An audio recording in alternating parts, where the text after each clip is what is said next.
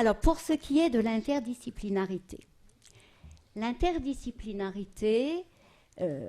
et l'organisation des enseignements pratiques interdisciplinaires, c'est à la fois une articulation, comme vous l'avez indiqué, Monsieur Feld,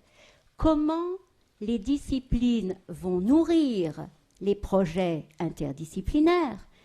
mais je dirais qu'il y a un autre sens au moins aussi important, comment l'approche interdisciplinaire et pratique peut-elle rejaillir sur les disciplines? Et cela me paraît être une réflexion d'autant plus importante à mener que les horaires de ces enseignements pratiques interdisciplinaires sont intégrés aux horaires disciplinaires. Et que c'est vraiment là aussi un levier, et je reprendrai les propos que j'ai eus au début de mon intervention, à la fois sur la diversification des pratiques et des entrées dans les apprentissages par les élèves. Pour certains élèves, c'est un contexte justement pratique qui constituera cette imprégnation dont je parlais tout à l'heure dans la logique de cycle. Ce qui fait qu'un projet interdisciplinaire,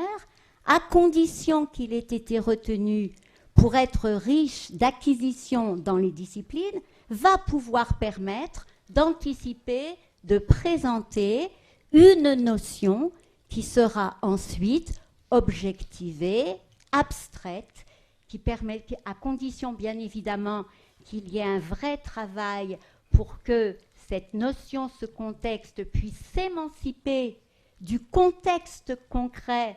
qui a permis à travers ce projet de l'introduire, mais c'est tout à fait un moyen.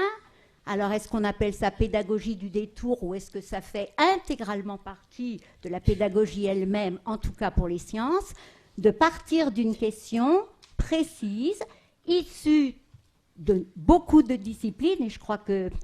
tous les croisements interdisciplinaires qui figurent dans les programmes sont extrêmement intéressants justement pour trouver des idées qui sont des idées d'une très grande variété et qui permettent d'associer absolument toutes les disciplines. Donc ça, c'est vraiment la phase de comment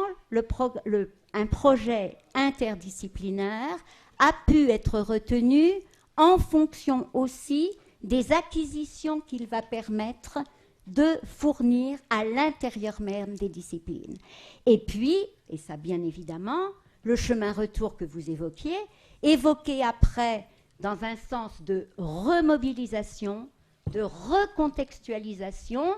hein, et là, si l'on reprend aussi la thématique des cycles, à un niveau ultérieur, c'est d'utiliser dans un cadre particulier une notion qui a été vue à l'intérieur des disciplines et pour laquelle le fait de l'aborder conjointement avec d'autres disciplines lui donne une profondeur, lui donne une épaisseur beaucoup plus importante que si elle avait été présentée dans son contenu strictement disciplinaire. Donc je pense vraiment qu'il y a énormément à gagner pour les disciplines de ces enseignements pratiques interdisciplinaires pourvu qu'ils soient conçus en fonction de cet aller-retour du projet aux disciplines et des disciplines au projet. Et il est enfin juste un point, et je serai très brève, c'est que le côté pratique est essentiel. Les enseignements pratiques interdisciplinaires doivent mener à une production concrète dont on sait qu'elle peut être tout à fait motivante pour les élèves. En revanche, être en activité ne suffit pas pour apprendre. Et donc le fait que tout le travail pratique mis en œuvre dans ces enseignements doit vraiment être mis au service d'acquisitions conceptuelles, d'objets de pensée qui pourront être réutilisés, recontextualisés ultérieurement.